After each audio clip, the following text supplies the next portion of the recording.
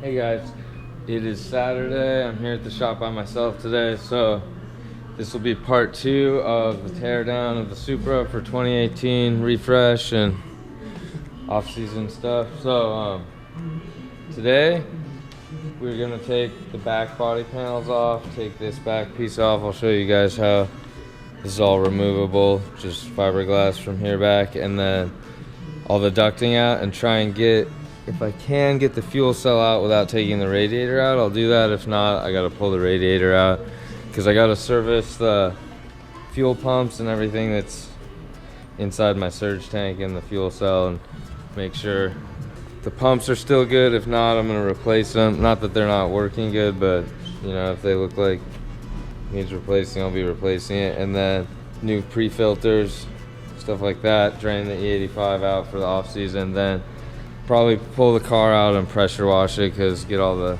excess tire stuff off of it and all the dirt and stuff, and then see what I need to do on the inside.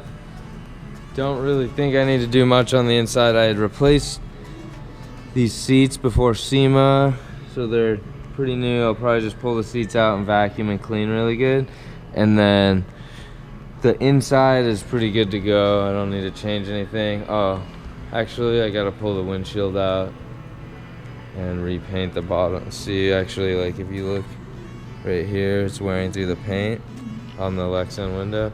So yeah, I gotta do that. But so we'll be working back here today, and then see how it goes. All right.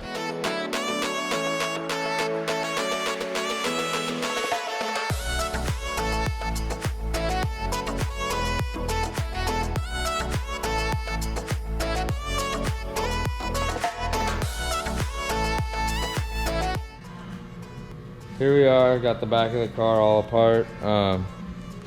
Took the fenders off, the rear plug off, the rear stock bash bar. Well, I use a stock rear bash bar. So here's the rear bash bar, the rear plug. This is the fiberglass bit here. Pretty light, maybe like 7 pounds or something. Maybe 15 pounds, I don't know. It's not too heavy though. And then this is a stock rear bash bar. I use that because it bolts directly up to the frame in these spots, and it's steel, so I can make my jacking point off it really simple. And it also has like, I guess like a built-in crumple zone designed by Toyota.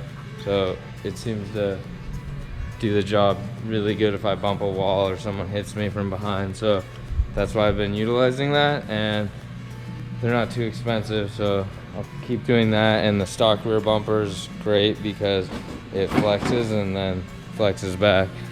So here's the rear fenders too. This is the ducting for the radiator to keep air off of the fuel cell. It works out great. So the air just comes out, and then there's still like fresh air can get to the fuel cell back here. So I run a Radian FCST, which means fuel cell surge tank. I run that in my ATL cell. I use one Walbro 450 low pressure to fill up the surge that's outside of the surge tank, and then I use 2 inside the surge tank to feed the motor. So this is a feed and this is a feed, each individual 450 high pressure pumps, which are good for about 750 horsepower by themselves. So if you have 2 of them, you're not gonna, you know, run out of fueling when you have 920 or 900 plus horsepower. So those have been working out great, but they're dirty. You can see how dirty it is back here.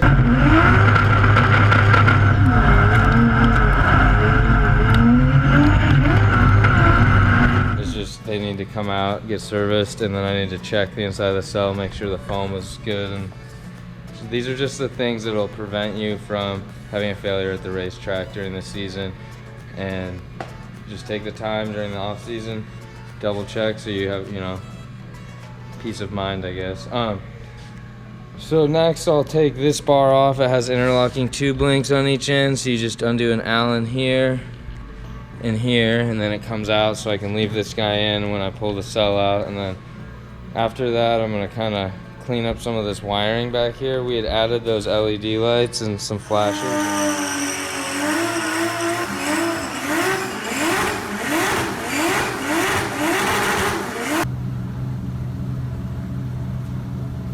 Real quick style at one point during the season. We'll clean this up and make it better in the near future here. And then I think I'm gonna take off front fenders while I'm at it right now and just have all the body panels out there. Take a picture of that, it'll be kind of cool. And then I can roll it outside and pressure wash it probably tomorrow or maybe Monday or Tuesday. So I'm gonna get back to it and then I'll update you guys in a little bit here. All right.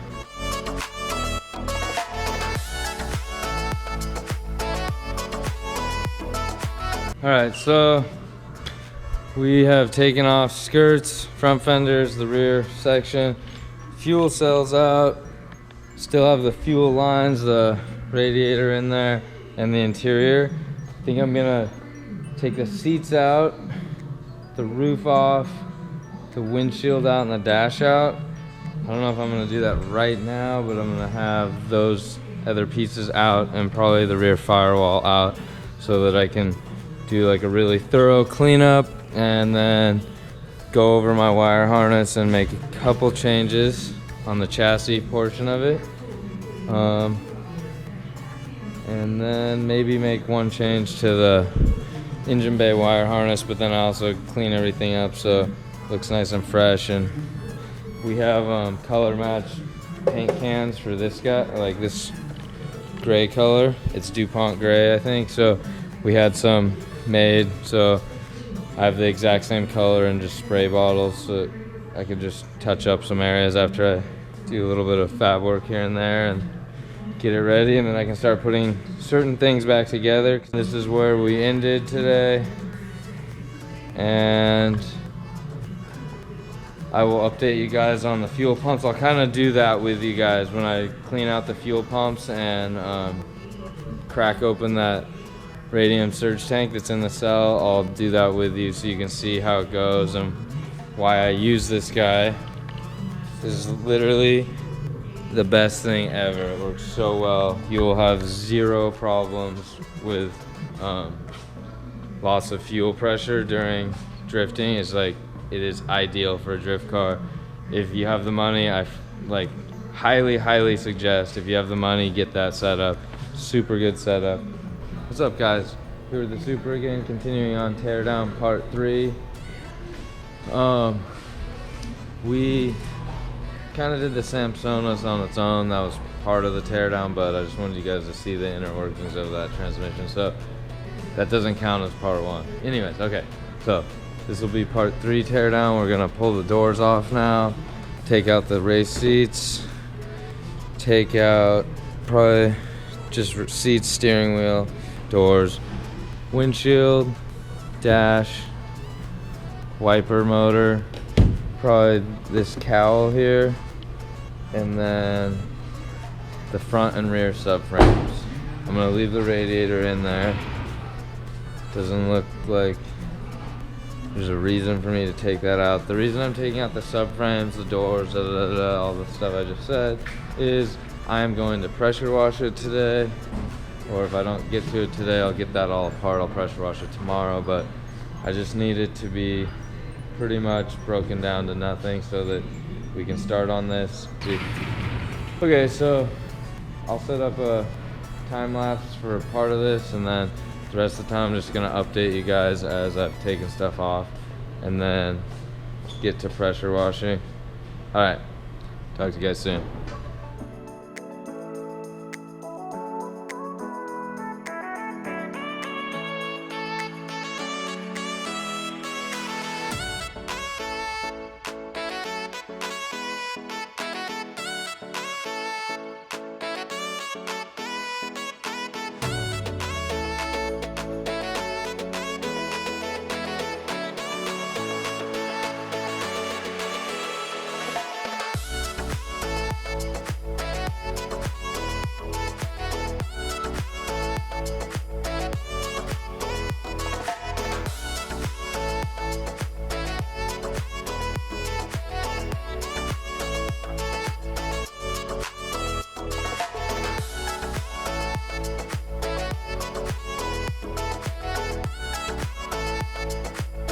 Alright guys, I'm still here. No, just joking, I'm always here. Like it here. Okay, here's the Supra that I took all apart. Yep. Someone was asking me, they want to see my subframe setup. I'm wondering if they're talking about the back one. They probably are. This is my front subframe. It's just stock Supra stuff. Just nothing special. Wise Fab, best angle kit ever, must have on any drift car.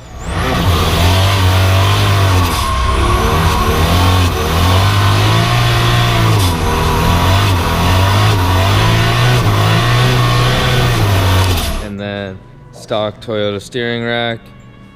These are Stance XR3. Triple adjustables with external reservoir. These shocks are amazing. I have Swift springs. Stance and me set up custom valving on these, so these are really sweet setup for the Supra. I love it.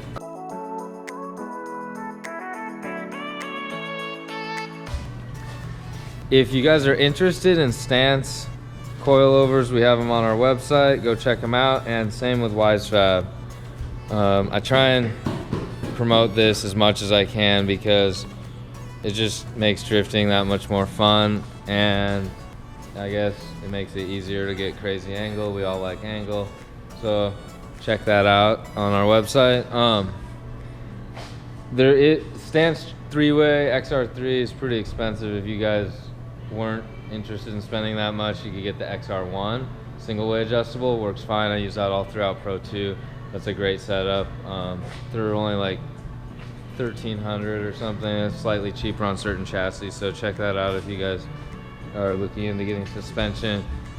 If you had questions about why I'm doing this, taking everything out, and you know, anything that I'm doing right now, you have questions, just ask me. I'll get back to you on the comments. So next up, rear subframe, radiator, these expansion tanks, and probably the firewall. I wanted to show you, I know that you guys were saying I had bad lighting. There is bad lighting sometimes in the shop. I had capped off, this is where my brake line comes out. I capped it off there, and then on the actual other one, I just undid it and capped it off here so that there's still some fluid in here, it's not leaking. I did that on both sides. I'm gonna also do that on both of the rear calipers, the one for the hydro and normal foot brake, so that I can at least leave the brake lines in the car, because some of the stuff is just too much to take out, so kind of gonna leave certain things that I know are good to go and we're not gonna be having an issue with it, or if it doesn't need service. It's not that we're gonna have issues with that much stuff. Okay, gotta get back to it. I'll update you guys in a little bit when I have hopefully the interior stuff, dash out, and maybe some of the back, and then we'll wrap it up tonight. I'm gonna stay here till like midnight tonight. So, alright, talk to you guys in a bit. So, here we are. Subframe's out. Spill a little coolant. I'm gonna take the radiator out tomorrow. So anyways, here we are. Got this out, that out. The chassis pretty dirty underneath.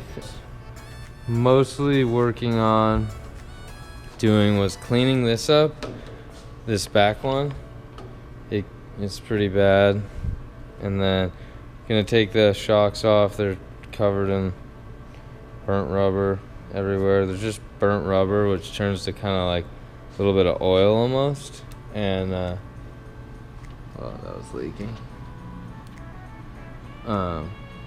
It's just, well, focus. It's just oily and dirty, so you gotta clean everything.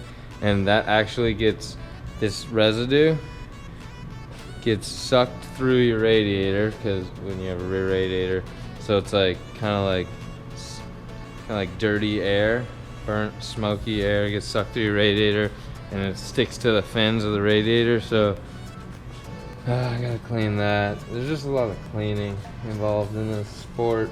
And then these arms are battle version, but I had to, they stopped making this style, so then last year I had to make some new ones. These are actually ones are still battle version, but I have some spares that I made, and then have to like double check because this Heim right here, this rod end and Heim, is kind of, we use it a lot. It's crucial to the rear camber, and we change the rear camber at every track depending on the banked surface. Because you need even tire wear, not meaning like it's flat, because that would be even if you're just straight line, but you have to like set it up so that it's wearing evenly, otherwise you won't even last 2 laps. So those wear out after a year.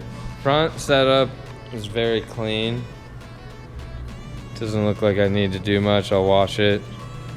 Wash this area.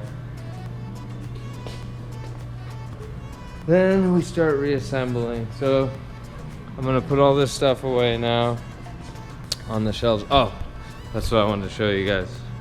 So in this room, kind of like the Jay-Z room. We have a lot of Jay-Z's.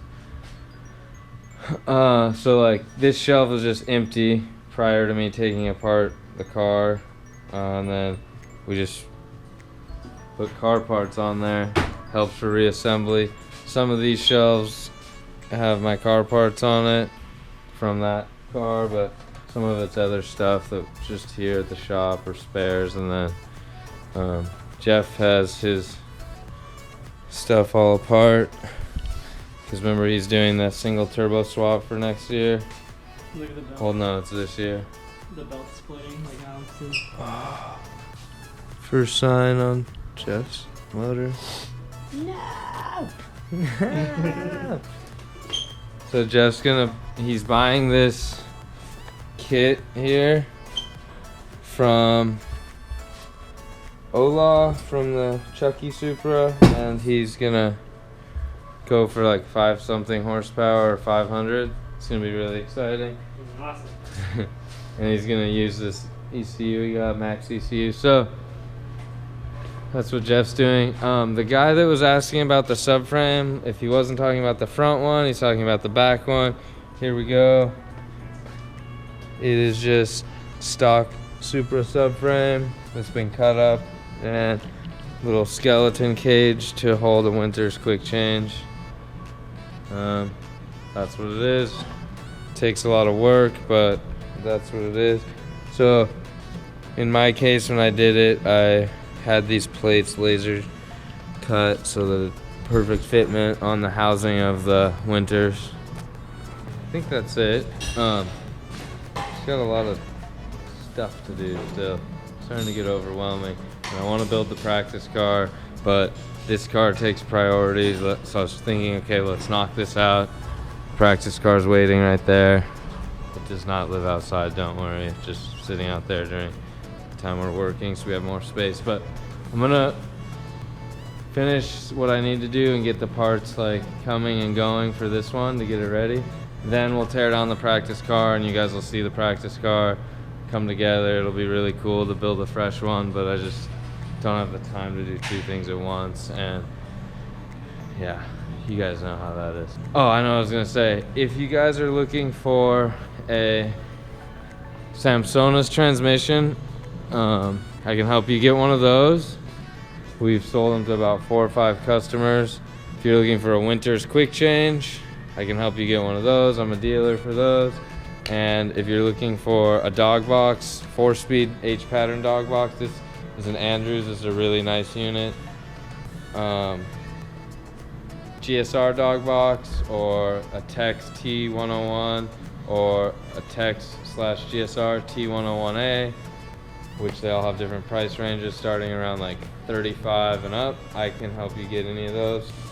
All right, guys, so me and Jeff are gonna go home now. It's a long day. We moved the cars in from outside.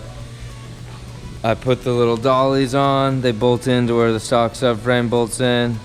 well, Supra has like a dual subframe. They bolt in where this rear steel subframe bolts in. It uses 2 bolts each side there, and in the back it bolts in kind of just where the back half of the subframe would have.